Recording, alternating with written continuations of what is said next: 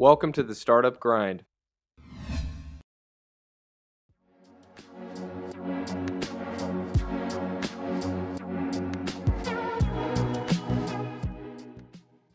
Vou deixar aqui o Silvestre se apresentar e aí a gente vai tocando aqui o nosso bate-papo.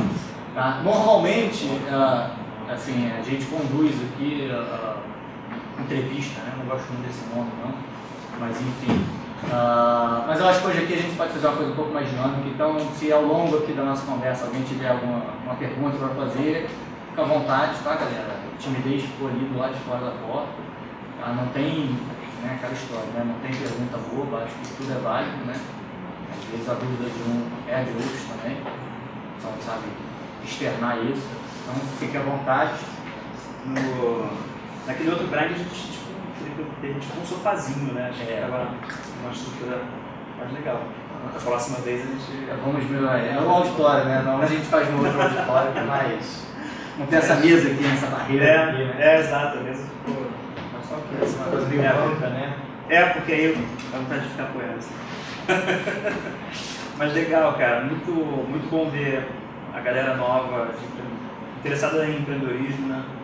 E empreendedorismo com tecnologia é muito legal, assim, a gente sabe das coisas que dá para se fazer para mudar o mundo para melhor, que diferença, né?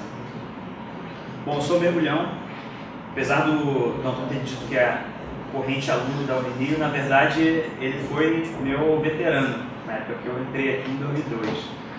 Né? E naquela época foi muito bom, a gente teve um envolvimento forte, né, com o diretor acadêmico e que levou a ter os relacionamentos que hoje a gente tem aqui na Unirio, né? Os professores mais antigos nos reconhecem, né? E o fato de você estar aqui hoje fazendo o grind na Unirio, com certeza tem relação com todo aquele background daquela época lá, né? Que também é o que me traz de volta aqui. E quando eu me formei, antes de me formar, na verdade, eu já trabalhava em empresas de tecnologia, como programador, coder, coisas do gênero. E eu sempre achei esse mercado de tecnologia em si bastante zoado, assim, sabe? Não tinha tesão de trabalhar nas empresas que eu trabalhava, porque as coisas não funcionavam do jeito que eu achava que tinha que funcionar. E muito tempo depois a gente fundou um grupo chamado Hora Extra, que é o famoso a cerveja de segunda-feira, né?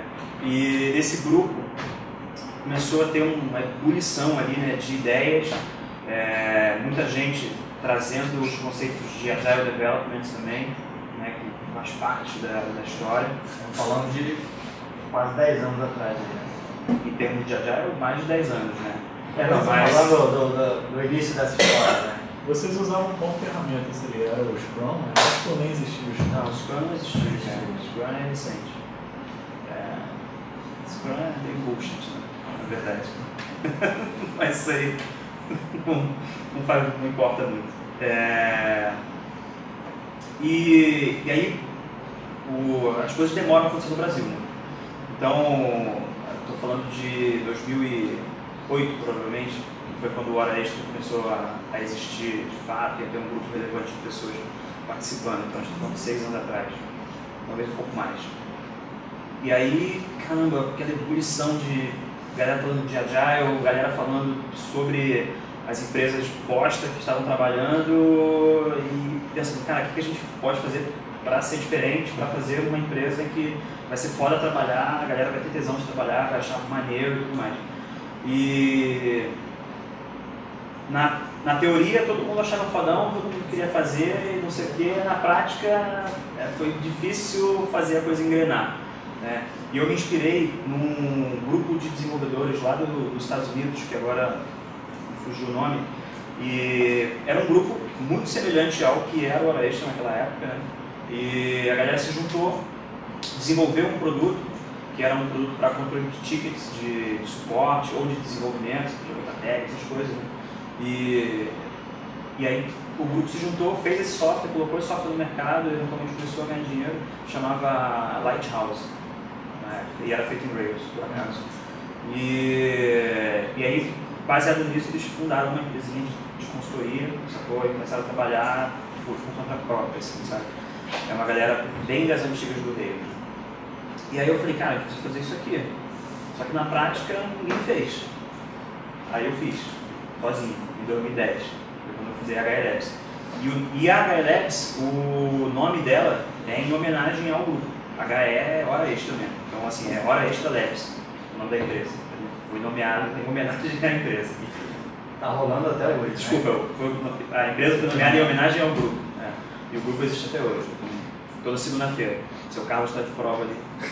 Me deixa mentir, toda segunda-feira a gente está lá. No mesmo bar. Você tem alguma assim, notícia de uma outra iniciativa similar a essa aqui no Brasil? Dessa forma, não. Talvez exista, mas eu não conheço. Desconheço, sim. É raro, né? Assim, você juntar gente, criar um ambiente, né, de ebulição ali e dali por outra coisa. Por outra coisa. E Então, saiu isso, mais alguma isso coisa? até acontece, isso até acontece. Mas a questão é que esse nome startup está meio batido, né? E recentemente eu li um tweet do Jason, da 37 Signals, e ele falava assim, o negócio não é startup, o negócio é stay up.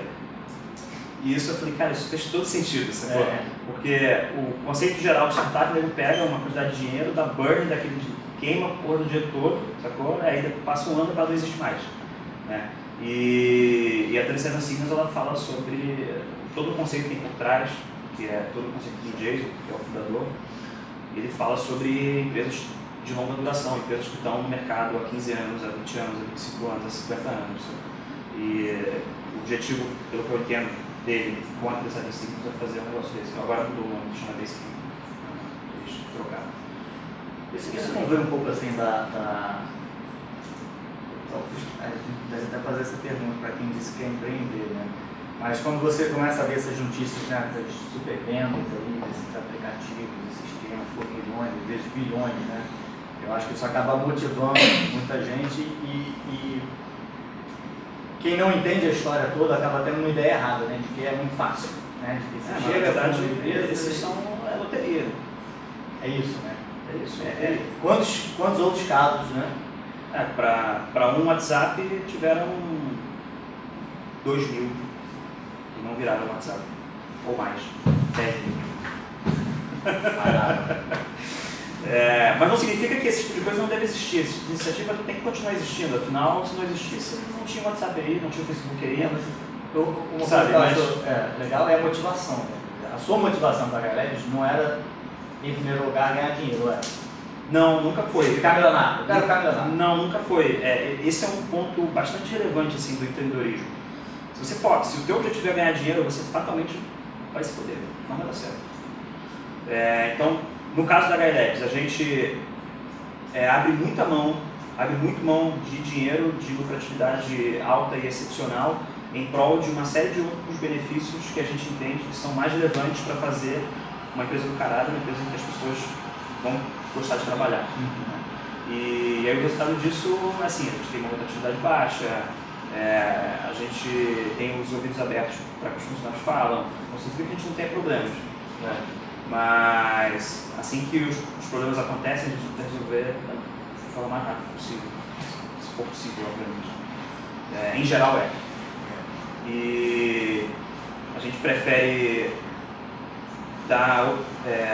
favorecer a felicidade das pessoas em detrimento do próprio lucro. Isso é real e é notório. E esse tipo de situação não é tão comum no mercado atual. Nunca foi. Né? Só que o mercado está mudando.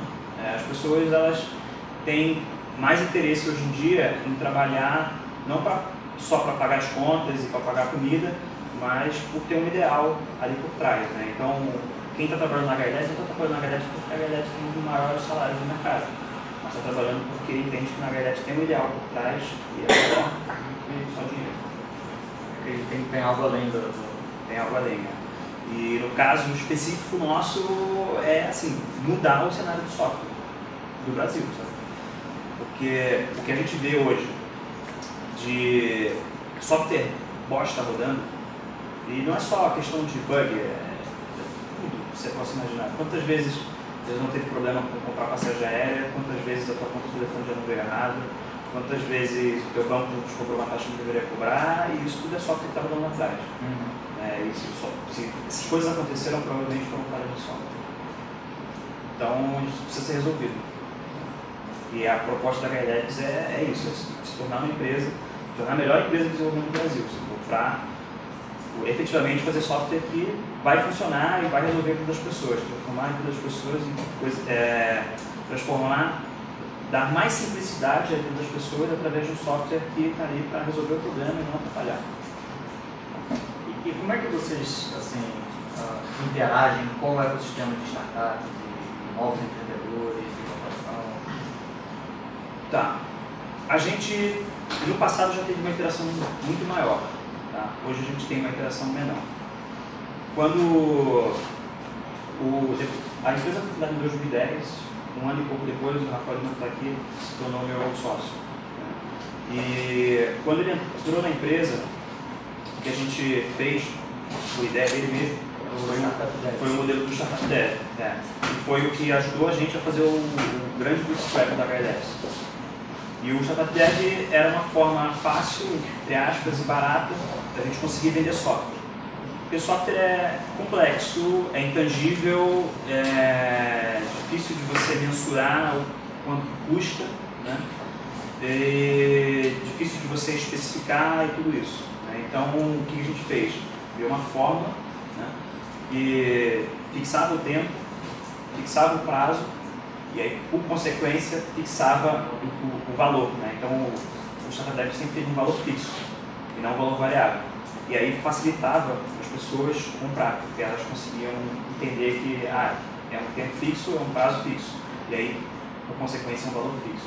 E aí o que variava era o que era possível ser entregue naquele prazo, no escopo. Tá? E aí a gente discutia lá, um dia, a gente fazia 2 dias de desenvolvimento e 1 dia de reunião. Na verdade é ao contrário. 1 dia de reunião para conseguir especificar o escopo de 2 dias de desenvolvimento e em 2 dias a gente colocava o software no ar, funcionando lá no servidor, pronto para usar. Claro, não era um Facebook. O que a gente ouviu de perguntas, tipo, quantos por cento do Facebook você faz em 2 dias? No ano de 2020. Mas beleza, e foi isso que, nesse período, que durou quase 2 anos, a gente trabalhou muito com o startup, muito. Porque eram pessoas, empreendedores individuais que queriam testar suas ideias, tinham um budget limitado, aí investia aquele dinheiro para pegar o projeto, o MVP, né, e mostrar para o investidor. Era isso, uma fábrica de MVP. Uma fábrica de MVP. A gente fez mais de 70 projetos. Sim. Acompanharam isso de alguma forma? Ou não? Assim? Tem algum case aí desses? Cara, não vou saber te dizer de cabeça agora. Provavelmente tem alguns que estão no ar ainda. Provavelmente. Mas é aquela estatística de startup, a maior parte sabe. E algumas fracassaram assim, por puro despreparo mesmo do empreendedor que estava ali, sabe? Ele na verdade não estava preparado para tocar o que era um negócio. Muitos pensavam normal isso para um empreendedor de primeira viagem. Pensa lá na frente, com o software funcionando, mas esquece, para chegar lá tem um caminho. E aí esse caminho precisa ser percorrido, ele precisa ser descoberto, precisa ser estudado. E isso leva tempo, mais ou menos por dia. Não adianta automatizar um processo que não está nem definido. Sim. Mas isso é um erro comum, assim, tem que tomar cuidado com isso. A fase mais importante, né, da startup, desses projetos que estão começando, é esse primeiro momento em que você tem possibilidade de ter contato, por você ter poucos clientes, digamos assim, você tem possibilidade de ter contato individual com cada um deles, descobrir realmente as dores dele, aprender quais são os processos que você depois vai poder automatizar.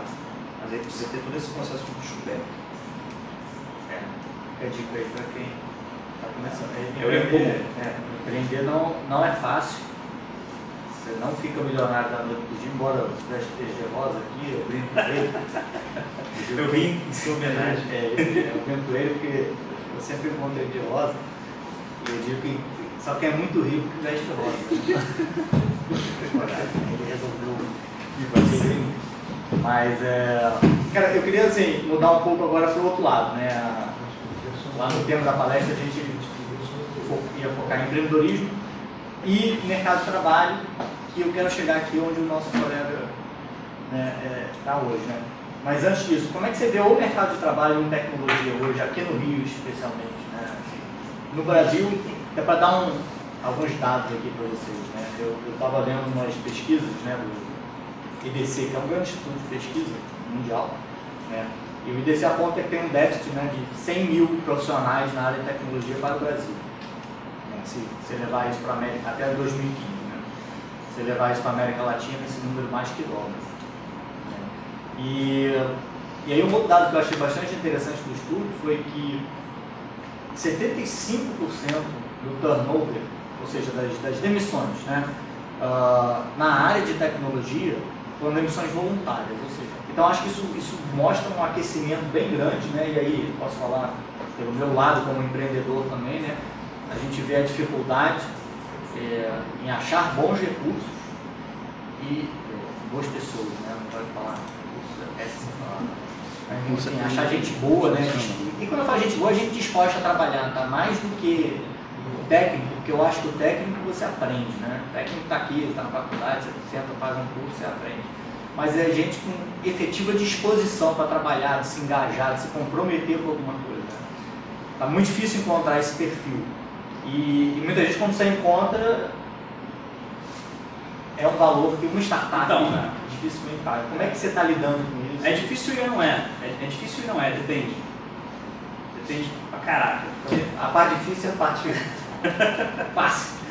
Então, por exemplo, a maior parte das empresas tem dificuldade em fazer contratação de pessoas técnicas. Não vou dizer que a gente não tem dificuldade também, mas tem uma fila de gente que quer trabalhar na internet. Em diversos setores. Ou seja, não só técnico. Você já criou uma cultura que essa cultura é que traz as pessoas. E por que isso acontece na Gairep e não acontece em outros lugares?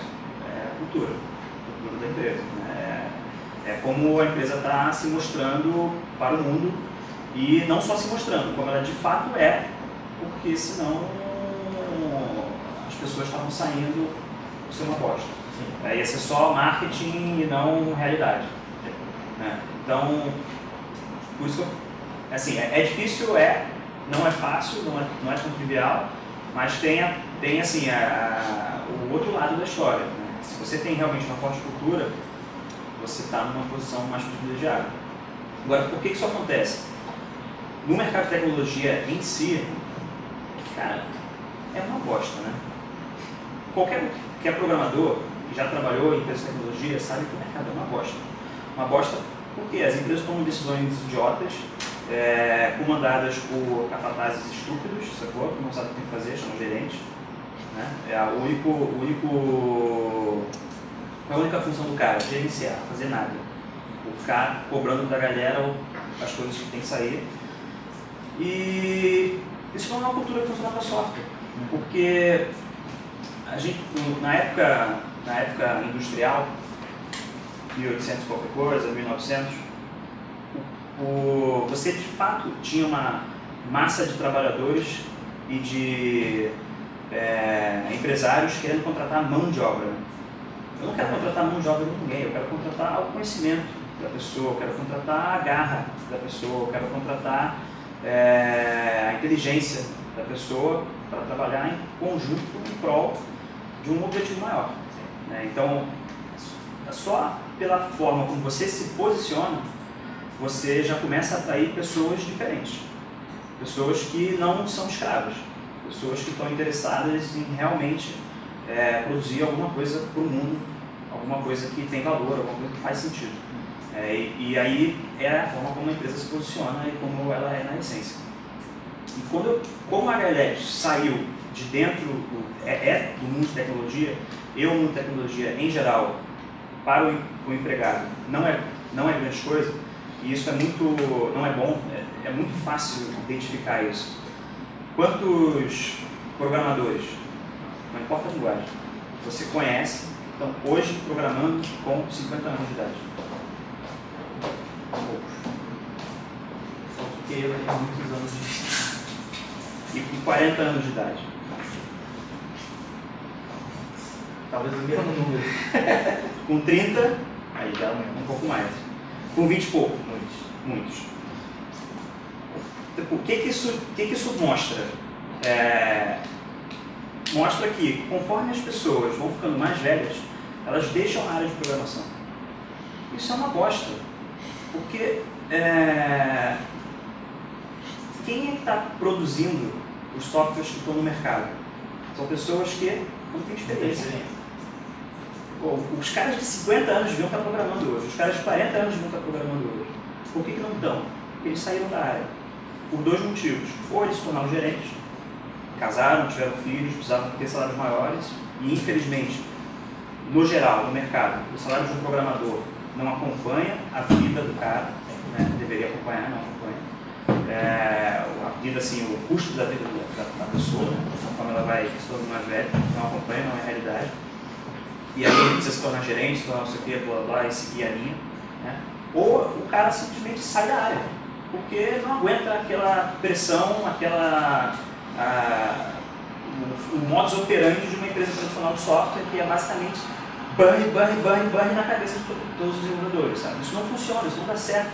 E a prova que não dá certo é o que a gente acabou de comentar aqui sobre o mercado. Então, isso é diferente, porque daqui a 10 anos eu quero que tenha um programador de 40 anos na HLS. Hoje ainda não tem, mas eu preciso que tenha, porque aí eu vou ter certeza que realmente eu tenho uma pessoa que é sênior fazendo um software que tenha mais chance de ser um sucesso e não um fracasso. Perfeito, mas isso vai automaticamente, você com essa filosofia, você vai ter que pagar mais para esse cara. O cara vai ganhar mais. Sim. E isso aí vai ter que ser repassado por produto. Sim. E aí vem o mercado. Você acha que o mercado está pagando hoje ou vai pagar esse prêmio por essa qualidade? Não necessariamente, mas o tempo vai dizer. Não tem como dar uma resposta para isso agora. O tempo vai dizer, a gente vai ter que descobrir. Mas você concorda que, no final das contas, o custo final de ter um software bugado ele é maior? Sim, sem dúvida. Então, assim, em termos comerciais, a gente precisa aprender, enquanto empresa, a mostrar que isso tem valor. Não vai ser fácil, é um desafio, mas faz parte do business. Legal. E aí, quer dizer, juntando agora as duas coisas, alguém lá da ELL já teve uma ideia, que nem aqui, o cara já chegou e disse, porra, estou aqui com aquela ideia e tal, e aí... Pô, tiveram coisas pontuais, assim. Como que vocês abordaram? Tiveram coisas pontuais. Há muito tempo atrás, lá no começo da guerra, na época do Startup Dev ainda, um cara que a gente gostava muito do trabalho dele, é o Caio, a gente acompanhava, ele trabalhou com a gente contratou ele para trabalhar com a gente, só que ele queria fazer a rede social de jogos dele, chamado Estou Jogando, está no ar até hoje, estoujogando.com.br. E... Não, jogo lá, mas o meu é para desenvolvedores. Para gamer, para gamer, assim, tem um catálogo de milhões de jogos lá dentro, aí você diz o que você jogou, o que você não jogou, o que você quer jogar, o que você já zerou, uma rede social de gamers, assim. E aí a gente falou, cara, vamos apoiar esse cara. Então a gente começou, se não me engano, dando parte do tempo para ele... O Google. Parte do tempo para ele, e depois a gente chegou a bancar o projeto durante 6 meses. Infelizmente o projeto nunca decolou assim de realmente gerar receita e tudo mais, ganhar atração, tudo. Mas foi uma experiência que foi válida. Custou um dinheiro lá, mas se a gente não tivesse feito isso, hoje a gente não teria aprendido uma caçada de conhecimento que aquilo ali gerou. Para a empresa, para mim individualmente. E para o Caio também, que teve o projeto dele apoiado durante 6 meses. Com certeza isso foi bastante relevante para ele. Porque empresas ainda pequenas, médias, quase grandes, pequenas, que ainda não são grandes, é muito difícil apoiar, eu acho, iniciativas empreendedoras quando ela ainda está lutando para sobreviver, enquanto empreendimento. Então, não sei aqui, qual é o tamanho da empresa que você está? Coisa pequena, grande. quantos funcionários a gente consegue? Olha, eu não faço é porque aqui a empresa no Rio fica só a parte de gerência e alguns desenvolvedores pontuais para alguns clientes. Bom, se ela tem mais Os de funcionários escritórios, todos ficam em Juiz de Fora. não deve ser tão pequeno assim, né? Já tem 2 escritórios, etc. É porque falar pequeno e grande é relativo, até porque quando a gente está falando de Brasil, pequeno, médio e grande diz respeito a faturamento. Sim. Né? Em outros lugares do mundo não necessariamente se define por faturamento. Employee, né? Empregado costuma ser uma métrica bem O número de mais empregados usada. é mais usado. O próprio WhatsApp é uma empresa de 80 funcionários. Uma empresa de 80 funcionários é considerada pequena nos Estados Unidos. Foi vendido por números penais aí, 22 bilhões de dólares. Até 300 funcionários é considerado pequeno nos Estados Unidos.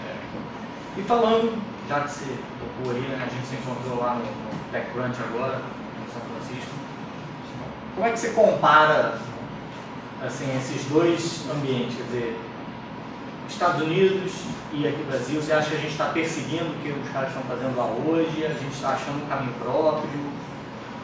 Qual é a sua visão Depende, disso? é muito relativo. Você acha que vale alguém sair daqui para lá? Depende dos objetivos. Pode ser que valha, pode ser que não. Se você de fato está querendo fazer um business global, talvez faça bastante sentido você já começar americano, né, o business, o negócio. Mas então, depende muito dos objetivos. Né? Não vai achando que você vai chegar, pisar no vale e vai conseguir 200, 300 mil dólares de capital para começar a fazer tudo certo. Não vai ser tão fácil assim. Isso eu vi estando lá agora, recentemente. Essa viagem que a gente fez foi muito boa. E aprendi bastante, cara, com essa viagem. Tiveram 2 empresas que eu visitei que foram espetaculares.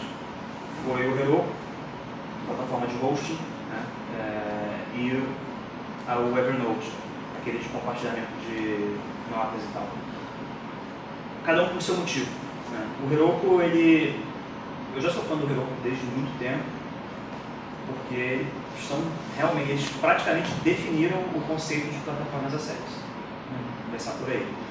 E se você pega hoje qualquer plataforma as a service do mercado, ninguém chega perto do Heroku em termos de resiliência, estabilidade, até custo. Você pega o conjunto da obra assim, do serviço que o Heroku fornece, e assim, compara com os outros, é difícil competir. Não resolve todos os casos, mas resolve 90% dos casos. Então funciona. E qual o nome da empresa? Heroku. Heroku. Isso. H-E-R-O-K-U.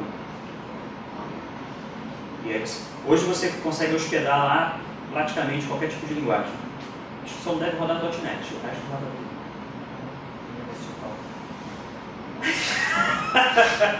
Tem que cortar essa parte. Qual? .NET. Ninguém vai sentir falta. Tem não. Vai sim, vai sim. Quem sim. Eu conheço uma pessoa que vai. Mas aí a Microsoft tem lá qual o nome da cloud da Microsoft? Azure. Azure. Roda do Azure. Enfim, o Azure fatalmente foi inspirado no Heroku.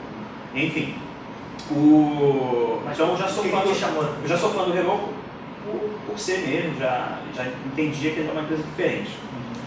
E aí, em 2010, eu acho, 2010, o Heroku foi comprado pela Salesforce. A Salesforce é uma gigante, 50 mil vezes maior que ele. O Heroku é um girino e a Salesforce é uma baleia. E normalmente quando acontece esse tipo de aquisição, foi acquisition mesmo, a empresa grande engole a empresa pequena, a empresa pequena deixa de existir. Assim, se duvidar, até demite todos os funcionários e só pega o que for importante. Em muitos casos, mata até o software.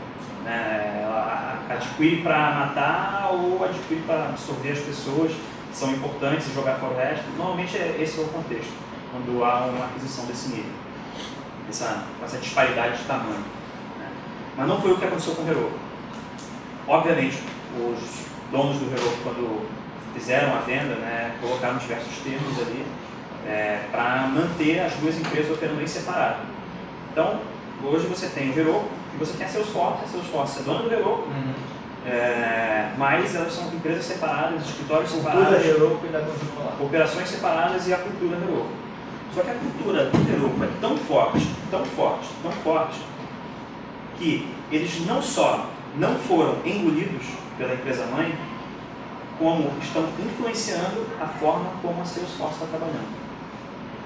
Então, isso mostra o quão relevante é você ter uma forte cultura dentro da empresa. E a forma como eles disponibilizam o serviço é relevante, a forma como eles tratam os funcionários é relevante, tudo isso é bastante relevante. E aí, dentro do Heroku, eles têm um cargo chamado Vibe Manager, que nada mais é... Vibe de vibes. Exato. E o único objetivo... Você está te cortando, né? Você acha que um gerente não faz nada, um Vibe Manager... O único objetivo desse cara é garantir que todos os funcionários estão felizes e trabalhando lá porque estão amados. Silvestre, eu conheci você no último Startup Grind, então acabei conhecendo sua empresa e eu vi um compartilhamento de uma pessoa totalmente aleatória no meu Facebook da HL Labs, de uma vaga que surgiu, e um outro comentário embaixo dele como, nossa, que vaga super maneira e tal, era justamente de Vibe Manager. Exato. Eu ia te perguntar isso mais pra frente. Surgiu na HL Labs essa vaga, então? Surgiu. Tinha que surgir. Então, Isso foi o que eu trouxe na mala, cara. Eu visitei o Heroku e eu fiquei assim, cara... Mas é a primeira experiência disso na HL Labs? Seria ou você já tem... É a primeira experiência disso no Brasil. Ninguém nunca fez isso. Eu li lá a descrição, tipo, achei super maneiro. Vibe mesmo? É. Pô, legal. Vibe Manager. E aí, cara, isso foi muito relevante, porque eu fui recebido no Heroku lá, era um grupo de uma dúzia de pessoas, né? E a gente foi recebido por 2 dos Vibe Managers deles. Né? Aí, junto tinha só um. Não, eles têm vários. Eles têm vários, só que eles têm 300 cabeças, né? A gente na Galete tem, somar o grupo, as 3 empresas, deu 50 ainda. Mas enfim. Então eu falei, cara, eu preciso levar isso para o Brasil. E a gente passou por um momento conturbado agora em que a empresa cresceu de tamanho, né? E a gente não tem RH. Né? Quem contrata as pessoas, sou eu. Quem demite as pessoas, se tiver que demitir, sou eu. Eu que tenho que olhar para ver quando foi a última vez que eu dei um bônus para alguém, ou deixei de dar, ver se o cara está precisando de aumento, não sei o quê. E só que como a empresa foi crescendo, eu passei a não conseguir dar conta da quantidade de pessoas, porque se eu fosse falar com uma pessoa por dia, eu já não tinha mais dias no mês, sacou? Eu ia passar todos os dias falando com as pessoas 100% do tempo e outras coisas também. E aí, isso foi uma coisa que ficou meio capenga esse ano na HLS. Eu entendi, percebi que precisava ser resolvido, gerou problemas, alguns conflitos internos. E aí, quando eu visitei o Heroku e eu vi isso lá, eu falei, cara, é isso que está faltando. A empresa chegou no tamanho e falou, cara, precisa ter uma pessoa que vai se preocupar com essas coisas, que vai... Só que repara que é diferente do setor de RH. A gente não está falando de, não, a empresa tem que ter o RH porque tem que ter o RH, assim como tem que ter o DB. Porque tem que fazer a avaliação das pessoas, não sei o quê. Não, não é isso. É tudo ao contrário. A gente tem que deixar as pessoas felizes. Aí para deixar as pessoas felizes, aí tem que fazer isso, tem que fazer aquilo, tem que fazer aquilo outro. O escritório tem que estar funcionando. Sabe, o computador da pessoa queimou, tem que dar outro, sacou? Esse tipo de coisa. E o Vibe Manager organiza eventinhos, sabe? Dá presentinho, sabe? Esse tipo de coisa. Tá? Realmente cuida das pessoas, né? Então, e aí eu falei, cara, tem que trazer isso para o Brasil. Eu pesquisei, não existe empresa no Brasil que tem isso. E tem isso com esse conceito, com essa direção. Né? Existe recursos humanos, mas é diferente. Então, isso foi uma das coisas que eu trouxe. E a outra empresa que eu visitei foi o Evernote, e também foi espetacular. No Evernote eu fui com um grupo de brasileiros conversar, então era só brasileiros, e a gente foi recebido pelo CEO do Evernote, ou seja, um cara do primeiro escalão, e ele trocou maior ideia pra gente, deixou de me perguntar qualquer coisa que fosse, gastou, sei lá, 40 minutos do dia dele com a gente, né, se esforçando para falar o portunhol, porque ele acha que é colombiano, se não me engano, é chileno. E almoçou com a gente no refeitório do Evernote, sabe? Aí eu falei assim, caraca, que recepção, cara, que coisa animal. E, assim, o cara deu muita atenção pra gente estar lá. E ele sabia que nós éramos brasileiros, né? E ainda mandou no final, em algum momento, ainda mandou assim: cara, eu sei da dificuldade que é empreender no Brasil. Todos lá, todos que estavam lá eram empreendedores, né? Certo? Cada um num nível diferente. E ele falou: cara, só por vocês estarem no Brasil, fazendo o que vocês estão fazendo, vocês estão fora. Eu tenho noção da dificuldade que é fazer isso que vocês estão fazendo lá. Aqui é diferente, lá é difícil. Então foi assim, foda. Foram duas Eu vejo coisas muito aqui, eu acho. Você entrar numa empresa e vir um executivo te receber com a boa de igual para igual. Tem de certa forma, coisas momentos pontuais acontecem. Também não sei se lá também foi uma coisa pontual, não sei.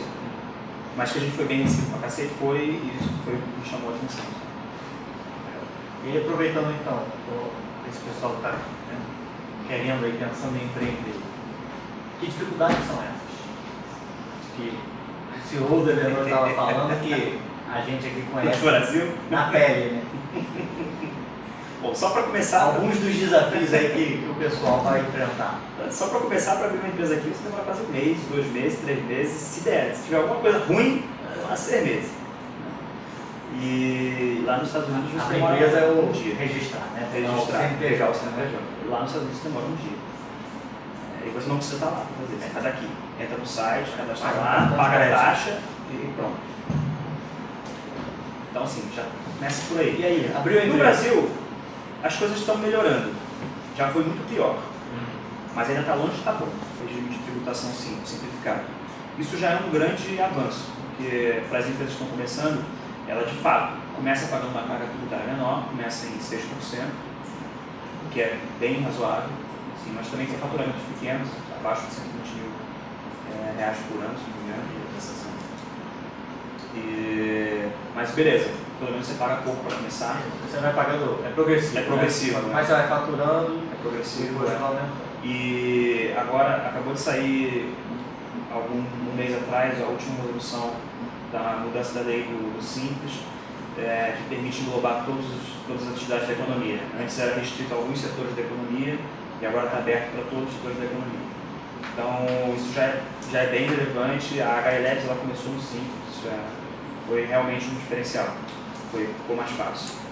Acho que além de reduzir, ele de fato simplifica, né? Muito.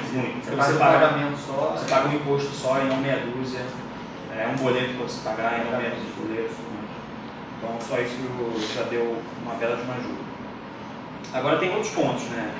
Quando a gente está falando de funcionários. A CLT, cara, esse negócio não existe. Esse treco foi feito pelo Getúlio, qual ano? 50? Não, acho que foi antes. Não foi no primeiro governo, 30 e pouco? Ali ele começou, né? Aí ele consolidou. Então, beleza. Mas isso não existe, cara. Não existe. A CLT não existe, não faz nenhum sentido, não tem nexo. É uma draga de dinheiro da empresa do funcionário, sabe? E sem benefício, sabe? Funcionava quando a gente estava falando de classe operária escrava. Só que agora a gente está falando de profissionais de conhecimento. É outro departamento. Mudou a parada, só que a lei ainda é a mesma. Enfim, há controvérsias. Os sindicatos ainda discordam, porque será? Mas, por exemplo, em mercados, digamos, mais modernos, como o mercado de tecnologia, o sindicato dos funcionários é extremamente fraco, assim como o sindicato das empresas. Né? Se você for no sindicato da indústria, não, o sindicato da indústria é forte pra cacete. Tanto o sindicato da empresa quanto o sindicato do profissional, os dois são fortes. Mas beleza, a gente está falando de indústria, é outro departamento. Mas falando de conhecimento e tecnologia, os dois sindicatos são super fracos comparados com esse, até porque também tem menos tempo de estrada. Mas eu não acho que um dia eles vão se tornar sindicatos super fortes. Eu acho que a tendência é o contrário. Deixar de existir em algum momento. O pessoal ainda não se reconhece como classe, né? Não tem essa coisa. Nós somos operários. Acabou, entendeu? Só que a lei não deixa acabar porque diz que tem que existir um sindicato, sabe? Só que não faz mais sentido isso. Isso fez sentido em algum momento do passado. Pode fazer sentido para algumas classes ainda, mas para outras não. Só que a lei não deixa não ter. A lei obriga a ter. Então você é obrigado como funcionário, está afiliado a um sindicato, mesmo que você esteja cagando quilos para o sindicato. E o sindicato te põe lá um salário, um dia de salário por ano do funcionário, não é da empresa não, do funcionário. Fevereiro ou março lá, o cara desconta lá e é obrigado, não tem jeito. Enfim, então a CLT é outro ponto que precisa assim, ser revisto urgente. Eu acho que é mais importante rever a CLT do que rever a tributação da empresa. Mais importante. Acaba passando por isso, né? Porque dentro ali, né, das leis trabalhistas, a gente sabe, tem INSS, tem outros, aí eles não chamam de imposto, né? São taxas e contribuições. Só tem outro nome, mas é encargo, né? Exato. Tem que ser limpo. E a minha opinião sobre isso é que eu acho que o governo se mete demais na vida das pessoas, sabe? Da intromissão. O governo não deixa a opção da pessoa dizer, não, eu não quero receber vale-refeição, eu quero receber esta porra em dinheiro no meu salário. O governo não deixa. Você é obrigado a pagar o vale-refeição, mesmo que a pessoa queira receber dinheiro. Pode ser faquir, não comer, porque você tem que dar uma... Pode. Então, assim, eu acho que é muita intromissão na vida das pessoas, sabe? Eu acho que o governo tinha que ser um pouco mais isento. Deixa eu estudar, o cara sabe o que ele quer abrir. Hoje sabe, deveria saber. Hoje na Engelebs, CLT é a contratação mais comum? Sim, sim. Porque, primeiro, porque não é bom você estar dentro da lei, então não recomendo ninguém estar fora da lei, no primeiro caso. E na época que a gente fundou a Engelebs, né, estava no governo Lula ainda, o governo Lula, ativou bastante a fiscalização em cima de pessoas jurídicas, né, em cima de contratação de pessoas jurídicas. Então foi uma prática que a gente sempre deixou no segundo plano. Existem até funcionários que são de corrupção, mas não é de longe, não é a maioria, e a gente não incentiva. Pagam todos os direitos. É uma bosta, mas é a vida, não tem como fugir. E que outros benefícios vocês têm lá para a galera trabalhar? Você me falou de um outro tipo que eu achei fantástico. Todo mundo quando entra, é legal. Entra na empresa. Aí a primeira coisa, a gente manda para ele um kitzinho de boas-vindas. Aí o kit vem com camisa, vem com um diplominha, uma mensagem de agradecimento por ele ter entrado na empresa e tudo mais. E quem quer ganha também o notebook, é emprestado. Né? O notebook pertence à empresa, mas enquanto ele for funcionário, ele vai estar trabalhando com aquele notebook, com todos os softwares que a gente precisa, que ele precisa, todos licenciados, enfim, tudo certinho.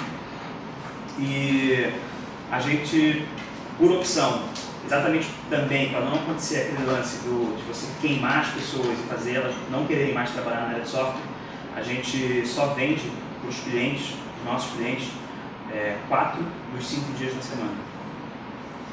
Então, efetivamente, trabalhando para os clientes, as pessoas trabalham só durante 4 dias. E normalmente de segunda a quinta. E aí o quinto dia, a gente deixa uma coisa um pouco mais livre, a gente chama de dia de investimento. E é o dia que o cara pode parar para fazer um curso, parar para estudar, parar para fazer um treinamento. Mas vocês monitoram? De certa forma, sim. A gente quer melhorar ainda, porque os dias podem ser mais bem aproveitados, mas hoje a gente já faz bastante coisa.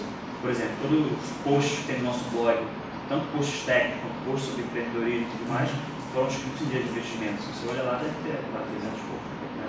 Coisa pra caramba. Então, são funcionários mesmo que pegam, escrevem posts, colocam, publicam lá. Nosso site, a gente melhora o nosso site. Tem lá em Londrina, a gente tem outro escritório, a gente faz um evento chamado Café com Dev, onde a gente chama pessoas de tecnologia para fazer alguma palestra, né? E pessoas da própria Engelebs. Então, normalmente tem uma palestra, 2 palestras, 3 palestras. É feito na sexta-feira também, que é o dia de investimento. Compartilhamento de conhecimento ali. Exato. Eventos como esse aqui, que vai fazer algum tipo de palestra. Faz screencasts, grava screencasts, publica, então, esse tipo de coisa também faz. E na sexta-feira a gente libera Red Bull e cerveja para todo mundo em geral. No Infinito, até acabar. Oi? No escritório, isso? No escritório, e quem está remoto, que hoje metade da equipe trabalha em lugares onde a gente não tem escritório, ganha o vale cerveja. O cara tem R$50 para torrar em cerveja. Mas tem que comprar cerveja. Comprar Guaraná não paga. Tem um estudo, né? Eu esqueci o nome da curva de Balmer. Balmer, né? Curva de Balmer. E vocês estão então tentando Explica o que é a produção. certificar que aquilo ali funciona. Porque o PS o cara fez um estudo dizendo que o nível, né, de desempenho, né, do programador, Eficiência. ele sobe junto com o nível de embriaguez até um determinado ponto onde ele cai totalmente. É uma onda assim. Sensacional, né? Isso é muito legal. Isso é claro que é uma brincadeira, né? Isso é ótimo. E aí isso aí ficou conhecido como Vale Cachaça. Vale cachaça. E a galera usa? Usa, podemos gasta lá tudo em cerveja ou Red Bull. Tomara que fique só nesse 50, né? Depois vai ter que fazer uma parceria com uma arma. Começar a ter outros problemas. Isso. E agora a gente vai fazer um negócio muito legal, cara. Muito legal. É foda que eu tô dando trabalho, mas o resultado vai ser bom. A gente alugou um escritório gigante na Glória. O nosso escritório atual, que nego entra e fala: caralho, vocês são o Google. Isso já aconteceu mais de uma vez. Tem 25 metros quadrados. Caramba. Mas mesmo assim, acontece esse tipo de coisa, maluco. O nego entra lá, aí olha a empresa e fala assim: caraca, vocês são o Google. É engraçado. Aí agora a gente de fato vai aparecer mais. Tem uma mesa de sinuca no escritório? Não, a gente tem uma máquina de pinball. Mesa de sinuca não ia caber, cara. Mas aí agora a gente está indo para um escritório 10 vezes maior, quase 250 metros, na Glória. E aí a gente está fazendo um office virado. Vai ser assim, cara, não tem um office igual aquele no Brasil. Lá nos Estados Unidos tem, aqui no Brasil não tem. Legal. Aí vai ter máquina de pinball, vai ter outra máquina de pinball, agora tem espaço. A gente está separando as salas em temas, assim, uma sala tem tema mar, outra sala tem tema arte, a outra sala tem tema escola da computação, tem uma sala que tem tema rock, né? Vai ser um escritório assim, diferente. Quando a gente contratou uma arquiteta, e a arquiteta fez o primeiro projeto, ela desenhou um escritório de informática, com as mesinhas assim, sacou, pais, não sei o que, a gente falou: não é isso. Esquece tudo isso, deixa eu te mostrar aqui como tem que ser. Aí, conclusão, mesas de trabalho, tipo assim, mesa, sobraram 4 posições só. O resto é sofá, puff, ambientes diferentes, sala de reunião. A gente quer botar até uma lambreta virada para a Marina da Glória. Porque tem um varandão, é como se fosse uma casa. Só tem, você entra, tem uma sala, tem a sala principal, tem a copa, tem a cozinha, tem um quarto lá atrás que a gente vai botar 2 triliches, porque como a gente trabalha com muita gente remota, cara, você quer vir pro Rio? Vem pro Rio, fica na minha empresa. Aí vai poder cozinhar lá, dormir lá, acho que vai fazer um albergue. E aí a vista tem assim uns 10 metros de frente de varanda para a Marina da Glória, para dentro. Bancada assim, então a gente vai botar uma loucura. E quer dizer, e aí você como empresário, né, vamos falar nesse aspecto, você acha que isso vai se reverter em resultado para o negócio? Sem dúvida, assim, não tem nenhuma dúvida disso. Está torrando estufo de dinheiro, está torrando lá. Não é uma estrutura barata de se construir. Não, qualquer escritório que fosse fazer também não seria. Não é? Sim, não é porque a gente está fazendo um pouco diferente, que também vai custar muito mais caro. Não é isso? Se fosse fazer direito no escritório tradicional, também ia custar caro. Ia ficar por aí. Você falou assim de ferramentas, vamos falar assim, fora literalmente do trabalho, né? Ou seja, uma cerveja, um escritório legal, mas e fazer o serviço mesmo, assim, programar, sei lá. Como é que você pode medir o nível de satisfação do funcionário com aquilo? Porque não necessariamente pode ser um programador, pode ser qualquer outra pessoa, qualquer outra organização. Ela tem que fazer um serviço e como é que se mede a satisfação da pessoa fazer aquele serviço? É subjetivo, cara. Não existe uma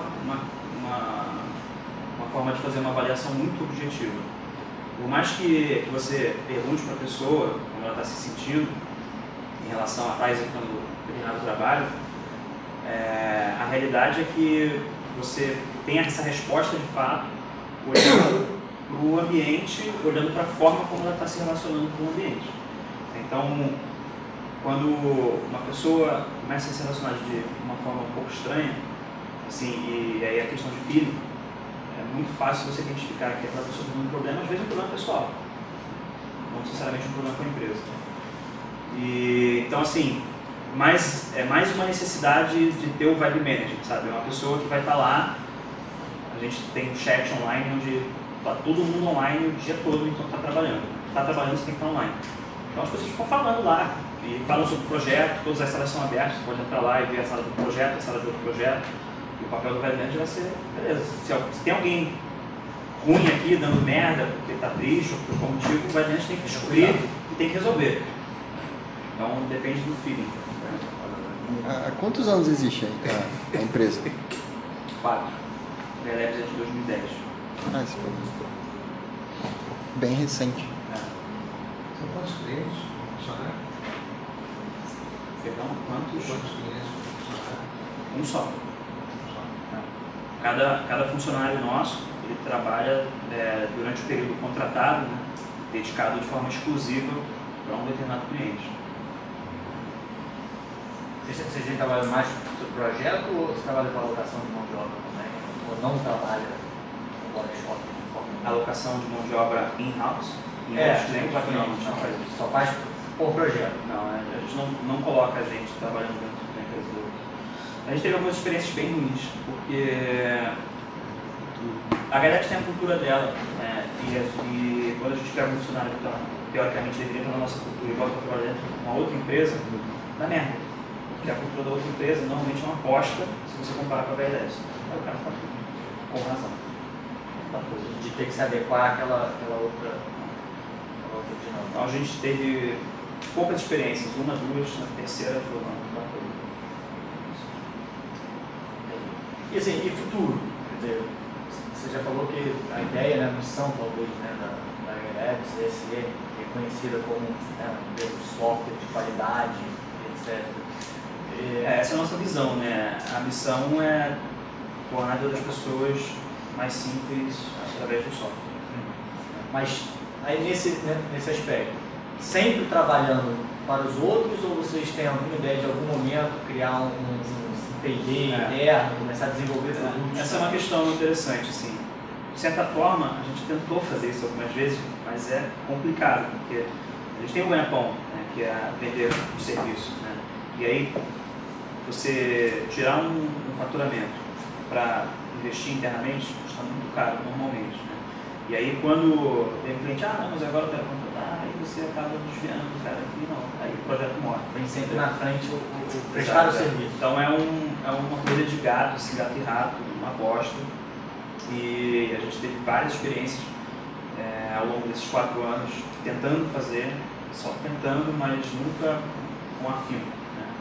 E agora, há 3, 4 meses atrás, a gente tem o que eu posso dizer que é a primeira estratégia mais bem sucedida, né?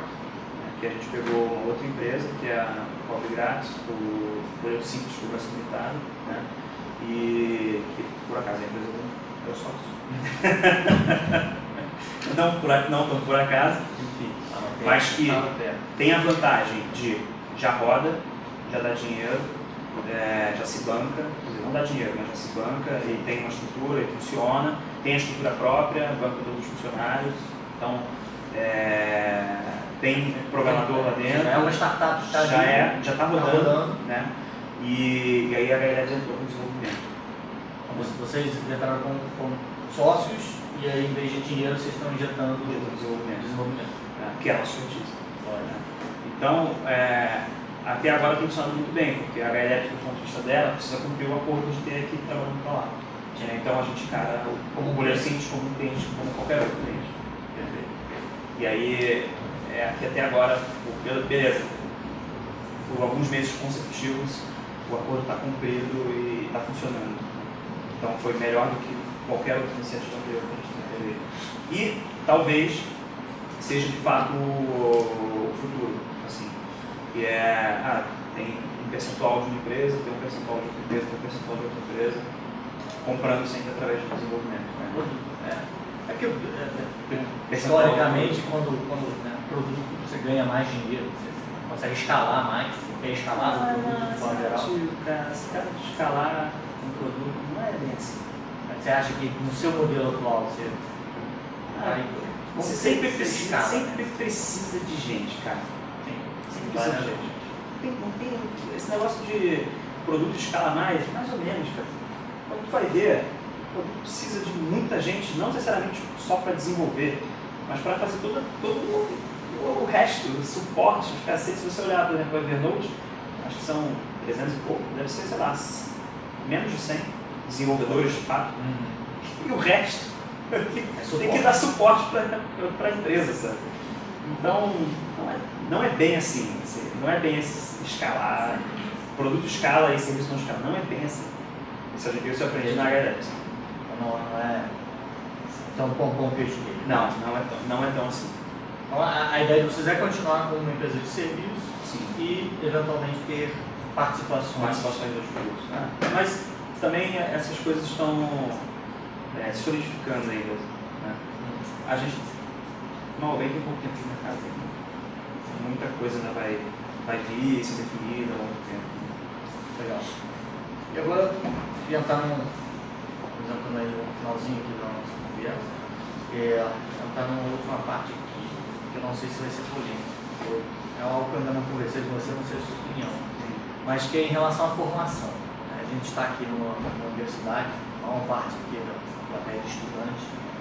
Como é que você enxerga a formação formal, né, das pessoas, dos indivíduos para trabalhar? Isso é uma obrigação, uma necessidade, um modelo, enfim, qual a sua visão disso? Eu acho super ok a pessoa fazer uma faculdade, ou mais de uma, se tiver interesse em múltiplas áreas, mas a faculdade não é o único fator, né, de seleção. Né? Então, na HLabs, principalmente para quem é de desenvolvimento, a gente não cobra nada. O cara pode não ter feito nem segundo grau. Meu melhor desenvolvedor, você tem meu desenvolvedor, não necessariamente melhor, meu desenvolvedor mais antigo não tem faculdade. Porém aí, não é um problema. Ele está no nível salarial dele, os benefícios estão Não todos vão equivalentes, não tem qualquer distinção. Não tem nenhuma distinção. E nenhum tipo de, vamos dizer, cobrança interna, tipo, pô, você não quer fazer uma faculdade? Não faz nenhuma diferença. Mas, de forma alguma, eu desincentivo quem quer fazer, seja por interesse pessoal ou porque a mãe quer que faça. Eu acho ok, se o cara quiser fazer, não tem problema nenhum. Eu sou formado aqui na Unirio e me arrependo um pouco de ter feito isso, mas ela foi sensacional. Não só pela parte de conhecimento, mas por toda os relacionamentos, os laços que foram gerados, né, e formados e que foram essenciais assim, essenciais para a HLabs existir hoje. Se eu não tivesse feito Unirio, eu podia até estar empreendendo, mas aí está diferente. Talvez não fosse a HLabs. Talvez fosse, no mínimo, né, eu acho que abre portas, né? Abre portas. Você amplia seus horizontes, né? Sem dúvida. Mas se não fosse a faculdade, talvez seria outra coisa. Né? Porque o mundo anda, a vida anda, você vai conhecer pessoas, vai fazer links, vai trabalhar nos lugares e aí vai fazer relações. Então, assim, na prática é a experiência. E como é que você vê continuando no tema aí, né? O que vem as pós-graduações todas, né? Mestrado, doutorado, MBA. Aí o negócio já fica diferente, cara. Porque qual é o lance? Você tem vários pontos de vista, né? Você acabar uma faculdade e ir para o mercado é super legal. Porque aí você vai tentar aplicar no mercado tudo que você aprendeu ou que você não aprendeu. Vai aprender vai começar a aprender. Né? Mas até hoje, eu não estou falando de mestrado ainda, nem doutorado, uma pós-graduação que realmente me chamasse a atenção e eu falasse, pô, isso aqui faz sentido. Não vi, não quer dizer que não existe. Mas o que eu vejo muitos estudantes fazendo cara, acabou a universidade, vai para a pós-graduação, mas depois vai para o MBA, vai para pós-pós e o cara vai ser mais servido nas análises em que se o cara nunca trabalhou no mercado. Vai ser um MBA de bunda. É inútil você fazer isso, porque você não tem experiência. Então, o que faz mais sentido para mim, no caso de fazer uma pós, de fazer até o próprio mestrado, termina a faculdade, vai para o mercado. roda no mercado, roda 3 anos, 4 anos, 5 anos. Se quiser fazer, aí volta para fazer, mas não emenda. Eu acho que emendar você está desperdiçando, não está sendo eficiente. Você vai aproveitar mais do MBA, vai aproveitar mais após, se você já tiver essa bagagem de mercado. E aí te desafio então no outro ponto. Então, você vê algum tipo de preconceito, não que preconceito seja a melhor palavra para dizer isso, tá? Mas enfim, chegar uma pessoa lá para trabalhar com 30 anos que nunca trabalhou, mas o cara já é doutor e seja lá o seu curso, assim. Vai ser difícil ele entrar. Mas não porque eu estou dizendo que é difícil, vai ser difícil ele passar na prova. Porque a gente faz teste com as pessoas, e os testes são coisas de mercado, você está acostumado. Você pega um cara que só programou academicamente, nunca programou, falando de programador nesse caso, nunca programou um sistema real para cliente, para mundo, não pode conseguir fazer. Porque depende da experiência. Eu também eu compartilho essa opinião, eu vejo muita gente 20 e poucos anos se formar e fazer MBA, né, gastar 20, 30 mil reais, até MBAs pagos caros, né, e não é essa a ideia, né, do MBA. Não é essa a ideia. A ideia é levar a sua experiência para lá e trabalhar com ela, né? E se eu não me engano, cara, tem um país do mundo, eu acho que é a Alemanha, cara, que eu li sobre isso há alguns anos atrás, que até proíbe, não permite. Existe o MBA, é um curso regulado de forma federal, só que a lei não permite o cara entrar no MBA se ele não tiver X anos de mercado. Faz sentido. Então você prejudica o resto, né? Porque assim, as pessoas aí de novo, eu sou contra esse tipo de intromissão do governo na vida das pessoas. Se o cara quer fazer depois, deixa o cara fazer, entendeu? O governo, por favor, se intrometa o menos que você puder, que é um favor que você faz para as pessoas. Mas, de fato, faz sentido para mim nesse caso, que é o cara entrar direto assim, fazer esse vídeo, não vai.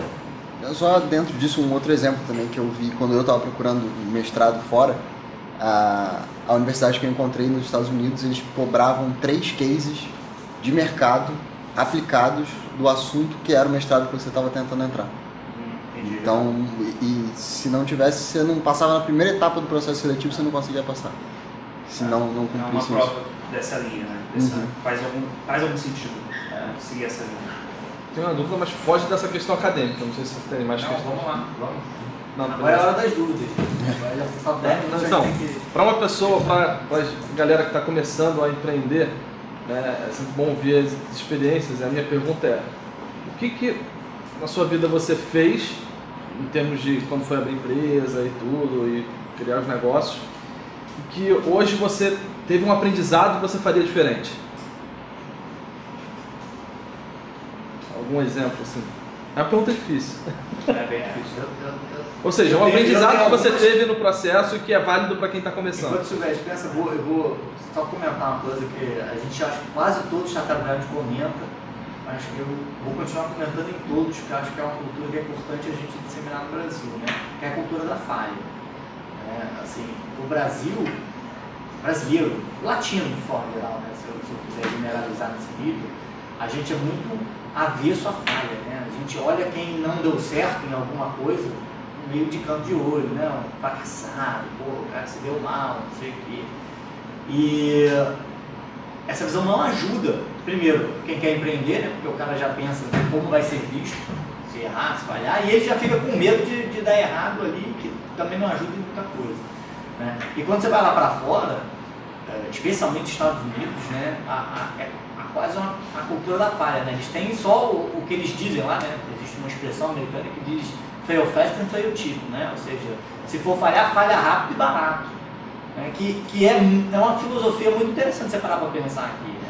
O cara está dizendo o seguinte, meu amigo, tenta fazer o que você acha que dá certo o mais rápido possível para você se ligar se é isso mesmo, se vai dar certo, se não vai. Deu? Beleza, dá o próximo passo e vai e continua assim, né? E os caras lá falham 1, 2, 3, 4, 5 vezes e falham a sexta. E aí às vezes acertam na sétima, senão falha de novo. Isso é bem relevante. Né? Já deu tempo de... Não, tem uma coisa, cara, que é muito evidente. Eu teria um web manager a partir da 5º funcionário. Sério, real, verdade. Porque as coisas teriam sido muito mais fáceis de administrar. Tem uma questão relevante aí, que tem a ver com isso, que é você aprender a delegar as coisas. Né? Eu tenho um problema sério com isso, né? Porque controlo a empresa inteira, né? E aí você precisa sacar os momentos corretos em que você precisa começar a delegar certas coisas. Né? E várias vezes eu falei no timing da galera, inclusive no Vibe Manager, eu tive Vibe Manager mais tempo atrás. Então isso com certeza é relevante, assim. Aprender a delegar as coisas o mais rápido possível. A gente falou Senão fica sendo empreendedor de um cara só, né? Empreendedor de um cara só. Ou então empresa de um cara só. Ou então fica tão atolado de trabalho que trabalha 24 horas por dia e não dá tempo de fazer as coisas. Essa cultura da falha, que você falou, eu super concordo, mas assim, no Brasil tem uma dificuldade em relação à liberação para crédito, para quem está empreendendo, assim, vamos ser mais... Infelizmente, essa cultura de startup, a gente não tem muito isso, como a legislação como um todo está bem atrasada. E assim, a questão de liberação de crédito, de grana mesmo, para quem está começando a empreender, ou seja, sem experiência prática, ou que já quebrou a empresa. É complicado você começar. Como você vê isso? Assim, tem que tomar cuidado com isso. Porque quando você fala de crédito, normalmente você está falando de empréstimo bancário. De crédito de uma forma geral, que eu estou dizendo. Assim, você está falando de grana para começar um negócio. Estou falando de dinheiro. Então, vamos lá. Em alguns caminhos. Primeiro vamos falar da questão de banco. Por favor, nunca pegue dinheiro no banco para abrir uma empresa. Faça a empresa dar dinheiro no dia zero para bancar os custos de operação desde o momento zero. Porque você pegar um dinheiro no banco, que já é um dinheiro que você não tem, para tentar abrir uma empresa com risco altíssimo de falhar, e aí você enfiar o pé pela mão é muito grande, é um risco muito grande, não faça isso. Aí agora, tem o outro lado, que é pegar dinheiro de investidores. Isso também, no Brasil, ainda está muito jovem, assim, nesse sentido, né? Assim, embrião. E as experiências que eu vi de outras pessoas que pegaram dinheiro nessa fase embrionária, pegaram 50 mil reais, 100 mil reais, 200 mil reais, pelo fato não só dos empreendedores não estarem preparados, mas dos investidores também não estarem preparados, que foi meio que falhos, assim. Devem ter tido casos de sucesso que eu não tenho conhecimento, mas os casos que eu tive que falharam, assim, falhou a relação do empreendedor com o investidor, falhou a negociação ser mais correta, ou o percentual de share ser mais correto, e aí o negócio não dá muito certo. Às vezes o investidor pede o dinheiro de volta, assim, caraca, sabe, uma coisa que não está muito azeitada aqui no Brasil ainda. Então, se eu puder dar uma dica, trabalha, pelo menos no começo, trabalha com bootstrapping, que é o conceito de você criar a empresa do zero, desde o dia zero, com o próprio dinheiro que você tem, né? Não é que você vai pegar emprestado. Tenta fazer aquele negócio, dar o mínimo de dinheiro possível, o mais rápido possível, porque aí você está validando a ideia, fazendo ela gerar dinheiro, né? Fazendo o próprio projeto gerar dinheiro e fazer o outfunding. O Rafael Lima, que é meu sócio, é especialista nisso. Oi? Vocês toleram falha? Que tipo de falha? A princípio sim, não sei qual toleraria. Acho que só complementar um pouco essa questão da grana, do crédito, né? Por mais que eu também não concorde com a maior parte das políticas públicas que hoje estão aí diante do Brasil, mas se você olhar o segmento de inovação, ele está, eu diria, pesadamente financiado pelo governo. Assim, e é muito dinheiro que tem disponível. Assim, eu posso falar que só dos projetos que eu participei esse ano, eu levantei quase R$1 milhão em incentivo. Sem incentivo a fundo perdido, tá? Sem eu ter que devolver o dinheiro e sem eu precisar da share da empresa para ninguém. Óbvio que eu tenho várias contrapartidas que eu tenho que cumprir, né? Então eu tenho que contratar gente, né? Tenho que ter funcionário, eu tenho que fazer também alguns investimentos próprios e etc. Mas anyway, é uma grana. Dá trabalho? Dá trabalho. Tem que, né, correr atrás, editar, escrever, fazer proposta, tem toda uma burocracia absurda. Mas assim, é o seu trabalho, é sangue, suor e lágrimas, como a minha avó costumava me dizer, né? Então, assim, tá aí. A FAPERJ aqui no Rio empresta, se você quiser pegar emprestado, né, a crédito, efetivamente, você tem a FINEP que está financiando muita coisa, tá? Você teve agora, fechou aí há 2 semanas um concurso do Ministério das Comunicações, estava dando 80 mil ou 100 mil reais, 100 mil para fazer jogo e 80 mil para fazer um sistema inovador qualquer dentro lá das... Né, mas você já tem que ter um MVP. Você já tem que ter investido antes. Não, aí é que está. Esse projeto, por exemplo, do Ministério das Comunicações, era do zero. Ele, inclusive, pregava o total ineptismo. Você não podia ter negócio. A ideia era que você tivesse literalmente uma ideia. Ele queria tirar ideias do papel. 25... Não fiquei sabendo disso. Foi. Pouca gente ficou sabendo, infelizmente. Mas foram 25 projetos de aplicativos, 25 projetos de jogos. E, inclusive, todos os selecionados, você vê, todos os selecionados já vão vir em todos os telefones que foram vendidos no Brasil. Ou seja, você não, o governo, não estou fazendo propaganda no governo, mas é porque eu acho que isso é uma iniciativa boa. Né? Ou seja, ele não só financiou, vai financiar aí o desenvolvimento inicial do... Mas dá azar fazer propaganda de governo? Ah, não sei. Eu acho que dá, pode né? fazer, tá? O pessoal vai tacar pedra aí, né? Mas enfim, não só dá isso, como ele está te dando uma coisa importantíssima, né? Que é acesso a mercado. Pô, imagina, você fazer um aplicativo, um joguinho que já está vindo em todos os celulares que estão sendo vendidos no Brasil, que são milhões hoje em dia. Então, assim, é uma questão de correr atrás, né? Tá aberta hoje. Hoje está aberto para quem quiser Startup Brasil. Né, que é um programa aí que seleciona em média 50 empresas por rodada, essa é a 4ª rodada dele, bota 200 mil reais, não é dinheiro líquido, são 200 mil reais em bolsas, tá? Mas é ótimo, CNPq é tudo que você precisa. Que é duplamente bom, porque você não tem que contratar o cara na CLT, ou seja, ele não tem vínculo empregatício contigo, o vínculo dele é como pesquisador, então assim, não tem nenhum tipo, não pleiteia nenhum tipo de relação trabalhista. E o governo está financiando isso, quer dizer, nós estamos financiando. Nesse caso tem uma vantagem ainda, que é a isenção da prestação de contas. O dinheiro não está passando pela tua empresa. Exatamente. O CNPq paga direto a pessoa na Você só faz um relatório dizendo que o cara fez a cada 3 ou 6 meses. Você não precisa fazer a prestação de contas financeira. Não tem, que na FAPERJ tem, que é um PNDES aí. Mas, de graça.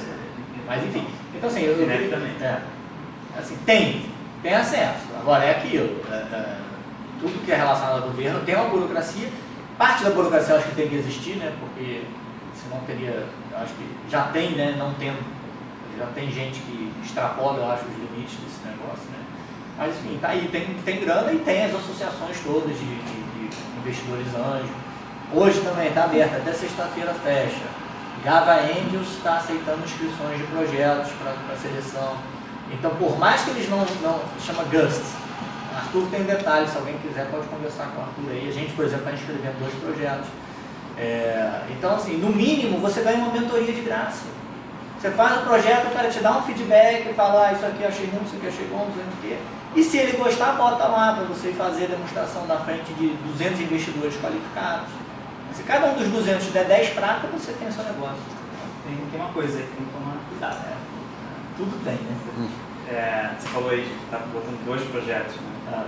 Tem uma coisa relevante para o empreendedor, você precisa ter foco. Se você desfocar, você vai fatalmente fracassar. Porque você vai pegar o esforço, só tem um que é o seu, e dividir entre múltiplos projetos. E basicamente você divide o seu tempo, e a tua dedicação, e a tua cabeça. Então, na própria HLabs, a gente passou por esse programa de foco algumas vezes, inclusive quando a gente tentou fazer produto interno, né, dentro 100% dentro de casa. 100% dentro de casa, fez a gente perder o foco, como empresa. Eu também perdi o foco, porque dedicava uma coisa, dedicava a outra. O fato de a gente estar trabalhando com coisas simples agora é muito mais fácil, porque tem um desenvolvedor lá, como se fosse qualquer cliente, ou sendo como se fosse qualquer cliente. Tem a responsabilidade da outra empresa lá, que é de trabalhar junto com a gente. Então, deu uma isolada e aí não existe esse desfoque. Né? Isso é muito relevante, essa questão do foco. Só complementando o que o Antônio estava falando, o Startup Brasil, eu vi uma palestra de um dos diretores outro dia, eles aceitam até microempreendedor individual. Que você, na verdade, por causa do negócio da bolsa, você inscreve quem são seus sócios, mas pode ser só você com o seu CNPJ. Depende da empresa. Só uma pergunta lá atrás já. Falei, Silvestre, eu sou aluno aqui desde 2005, estou completando 10 anos aqui na faculdade e cheguei a ver o seu projeto final. Legal. Eu trabalhei 8 anos no mercado, né, e assim, de tudo que você vem falando aqui até agora, eu venho impressionantemente com 100% do que você fala. Desde a política de empresas engessadas fazendo besteira, até a parte de contratação por se o cara, o nível de escolaridade do cara, enfim, eu concordo com isso que você falou. Mas eu gosto que as pessoas discordem também. Enfim, brincadeira. Qual é o caso? Eu vi que você, o que eu consigo entender aqui disso tudo, é que você sempre foi um cara muito empolgado com o que você faz, com o que você aprendeu aqui, com o que você leva para a sua vida, e você transformou isso numa ideia para uma empresa. E você estava cercado de pessoas legais para fazer isso contigo e você deu essa galera e mãos à obra. Agora, qual foi o momento assim que você se sentiu à vontade de não ter uma ideia para um produto específico, mas mesmo assim você levou a sua empresa à frente e você não sentiu medo de nenhum momento falar, pô, e agora? Como é que eu consigo um cliente? Para quem que eu vou vender isso aqui que eu estou fazendo? Tá, vamos por parte. Primeiro que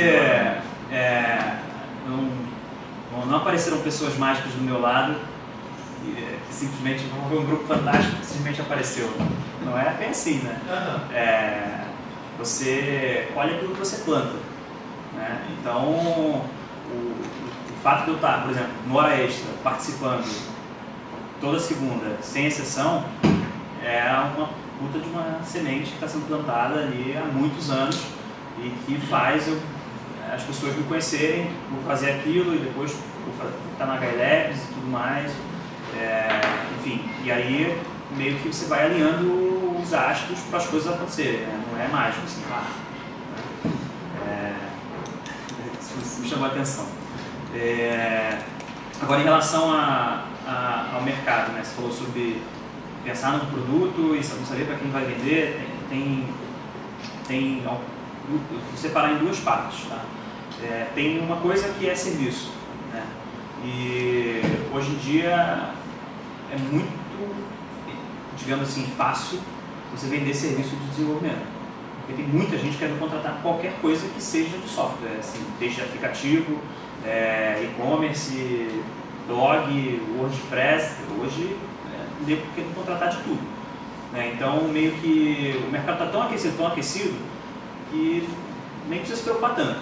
É claro que falar que é fácil, entre aspas, assim, você precisa criar notoriedade, mostrar que você tem capacidade, conhecimento e tudo mais. Agora, quando a gente está falando de produto, a questão, o problema é o mesmo, mas a questão meio que inverte. Por quê? Eu não vou criar um produto primeiro para depois buscar o mercado. Você entende o mercado, identifica que existe um problema, verifica que tem pessoas querendo comprar alguma solução X, não necessariamente querem comprar a solução X, mas querem resolver um problema, né? E aí você desenvolve uma solução que pode envolver software, né? Para resolver aquele problema. Tem que ser ao contrário.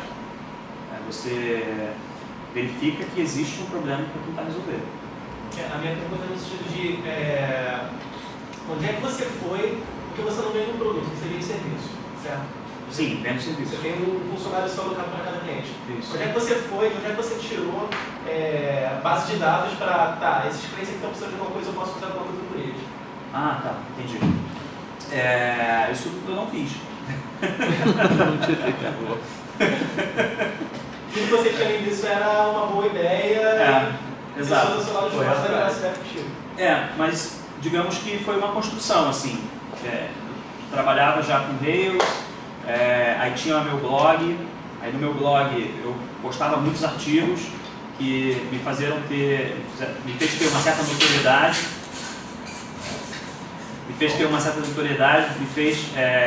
fez com que pessoas me conhecessem, né? A ponto de, em um determinado momento, quando eu saí de um emprego, postei um blog, fiz um post lá dizendo que eu estava disponível, sabe? Botei lá, sou programador, faço isso, aquilo, não sei o que, desenvolvo dessa forma, fiz uma apresentação, né? Mas em formato de post de blog, eu publiquei no Twitter e arrumei um emprego foda, uma empresa gringa.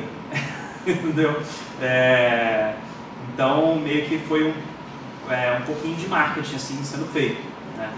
De forma que as pessoas encontraram, as empresas encontraram, né? E aí isso foi crescendo, em determinado momento deixei de ser empregado, passei a ser empregador, né? E aí quando o nego vinha procurar pessoalmente, eu falava, não, agora eu tenho a minha empresa, vou contratar pela minha empresa. E aí quem vai trabalhar não necessariamente sou eu. No começo até cheguei a trabalhar. Hoje não tem condição. Quem trabalha... Você manda na Walmart? Cara, eu até programo, mas não por software dos meus clientes. Como eu tenho um grande conhecimento de tecnologia, quando dá merda, precisa resolver um problema sério, eu até entro para entender e orientar a galera, mas não é o dia a dia, né? E aí acabou que foi acontecendo boca a boca, né? Então hoje, normalmente, os clientes nos contratam ou por indicação, ou porque eles pesquisaram na internet e encontraram nosso site.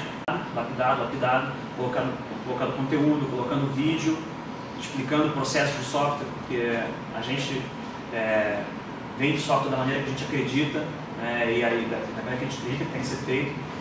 E então a gente tem que explicar qual é essa maneira, e o nosso site hoje explica isso. E aí tem gente que chega lá, lê tudo, entende e entra no formulário de contato e fala, beleza, eu quero contratar com vocês, como faz? E aí tem um comercial, na hora faz um atendimento. Mas isso gera desde o início essa cultura de mais de bem-estar, de programar, fazer aquele serviço, desde o início quando tu saiu da empresa, foi desse jeito? Desde o dia zero, foi por isso que a empresa foi aberta. Se não fosse para isso, estava trabalhando para outra. Só que eu não achei no mercado uma empresa que eu falasse, eu quero trabalhar ali. Então eu falei, vou fazer ali. E aí eu vou fazer foda que as pessoas vão querer trabalhar aqui. Na verdade, não é uma pergunta, vou fazer só um comentário. Não sei se chegou uma teoria ou um vídeo, eu vi um vídeo do DED que explicar sobre a teoria do Google e Circle, que é mais ou menos o seguinte: a maioria das empresas elas fazem, quando estão desenvolvendo, vendendo um serviço, elas perguntam o que elas estão fazendo, como, depois o porquê. Então, a maioria faz isso. Então, eu não lembro o nome do palestrante, mas no site do DED, ele falava justamente as melhores empresas, as melhores ideias perpetuavam, fazer o contrário. Eles falavam por quê, depois como e o que eles faziam. Ali dava, por exemplo, ele dava o exemplo do Martin Luther King. Como é que um cara, na década de 40, 60, lutou dos direitos civis, sem Twitter, sem comunicação nenhuma, juntou 250 mil pessoas, e que não era por causa dele, até 25% da população do like, não era branco, mas por causa da ideia dele, que era os direitos civis. E ele explica pelo meio modo por que uma empresa que vende computador, tipo a Apple, ela consegue inovar em todos os produtos que ela faz. Por que a Dell, por exemplo, não vende o Walkman mais? Por que ela não faz outros produtos melhores? Porque o porquê da empresa é justamente, eles começam a empresa julgando o porquê. Por isso que eu identifiquei, talvez eu não conheço a empresa, mas talvez eu identifiquei com a... Faz sentido. Tá entendendo? Faz sentido. A Apple ela fala, eu quero fazer produtos inovadores, com designs, etc. Ela não quer fazer um rádio ou uma TV. Ela quer fazer algo no desenho inovador. Exato. E é isso. Eu quero fazer software bom, e aí para fazer software bom eu preciso de pessoas felizes e pessoas dispostas a querer mudar. Bom, daí ele fala justamente a situação atual. São as grandes empresas mais inovadoras. Faz sentido. Sim. Pessoal, estamos sem tempo aqui, mais uma última pergunta.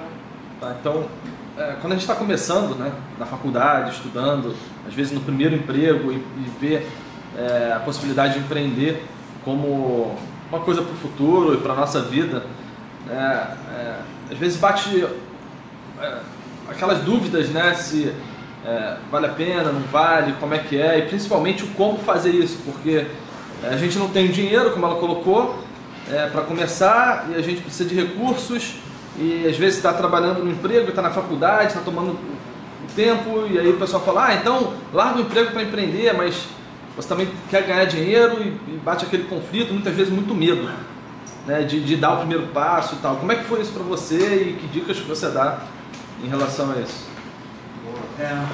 Legal. Primeiro, ter medo quando a gente é jovem, eu ainda me incluo no grupo dos jovens, Porque se você se exclui, eu estou excluído já. Não faz muito sentido, porque você não tem muita coisa a perder. Você tem a vida inteira pela frente ainda. Então, você querer, entre aspas, por exemplo, perder a possibilidade de ganhar mais, um salário melhor, porque você decidiu trabalhar numa empresa que tem uma vibe melhor, um negócio melhor, na verdade você não está perdendo, né? Então, se hoje uma pessoa sai da faculdade, você vai trabalhar onde? Na IBM ganhando X ou na HLabs ganhando meio X? Por favor, vai trabalhar na HLabs ganhando meio X. Depois, se você quiser, sai daí e vai para a IBM ganhar X, mas vai ser mais produtivo para você pela experiência. Você está ganhando meio X, mesmo que aquele meio está ganhando meio X, mas está aprendendo e ganhando de outras formas, né? Então, sem filho, sem carro, sem um monte de responsabilidade, sem casa e tudo mais, não tem por que ter medo, não faz sentido. Não faz sentido ter essa ganância financeira tão cedo. E eu acho assim, às vezes a gente esquece que hoje em dia, bicho, a expectativa de vida nossa é de 80, 90 anos. Sabe? Você não precisa começar a ganhar dinheiro com 20, sabe? Assim, pensa em outras coisas antes, talvez. Tem muita coisa. E é isso, aproveita enquanto seus pais ainda aturam você dentro de casa, por mais que talvez a gente não ature eles, né? Mas, enfim, você ainda pode ir lá, ficar tranquilo até uns 20 e poucos anos, 30 anos, né? Então, assim, é o que eu falo.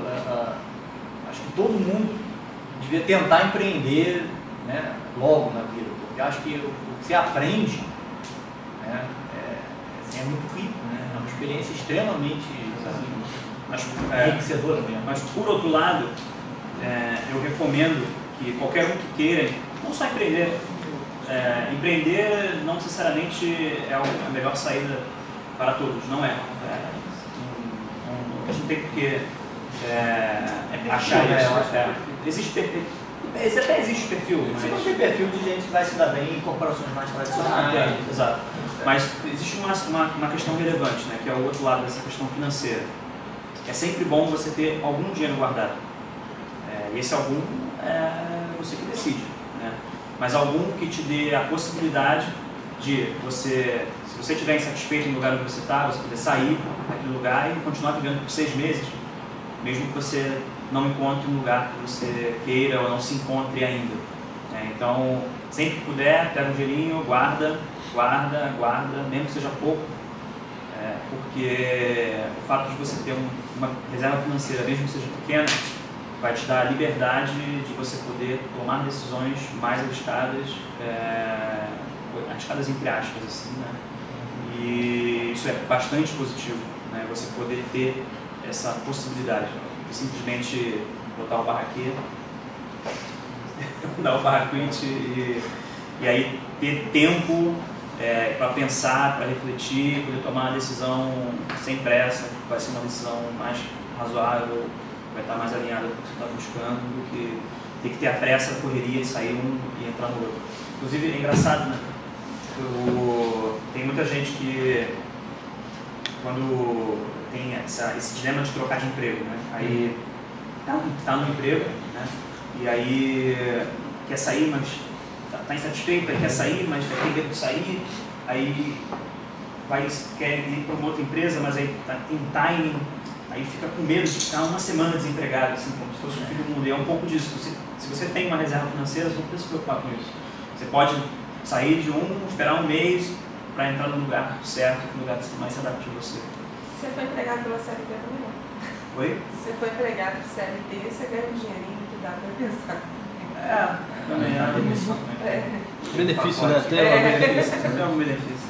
Então, só antes de você terminar rapidinho para a galera que veio a primeira vez, o Startup Grind é um evento que a gente costuma fazer todo mês, no meio do mês ou no fim do mês, às quinta-feiras, uma vez por mês só, ali no auditório do CCAP. Então, fiquem espertos, eu devo postar para a galera de engenharia, matemática. Tem uma lista de presença aí, pessoal, quem já pegou a gentileza de botar o nome aí. Se não, vou colocar um e-mail também, porque eu não tenho e-mail de vocês. E, bom, aí eu vou mandar um e-mail para vocês para o próximo, está sempre bom vir. queria agradecer a presença de todo mundo, especialmente do Silvestre, que deixou, Silvestre e o Rafa aqui, né? Deixaram lá a HDLs, né, nas mãos dos funcionários, o que é tranquilo, né? Pode passar um mês fora. Não tem problema. Não, mas né, vieram aqui numa tarde, aí, no meio de semana, isso não é fácil, a gente sabe, né, para compartilhar aqui com a gente, né, um pouco da sabedoria e da experiência dele aqui. Eu espero que vocês tenham aproveitado, né, eu acho que dentro aí do que a gente ouviu no início, né, a gente acho que se manteve dentro das expectativas aí de assunto, né, a gente vai estar por aqui, então se alguém quiser continuar aí, bater um papo, tirar uma dúvida mais pontual específica, fica à vontade. E eu queria pedir uma salva de palmas aqui.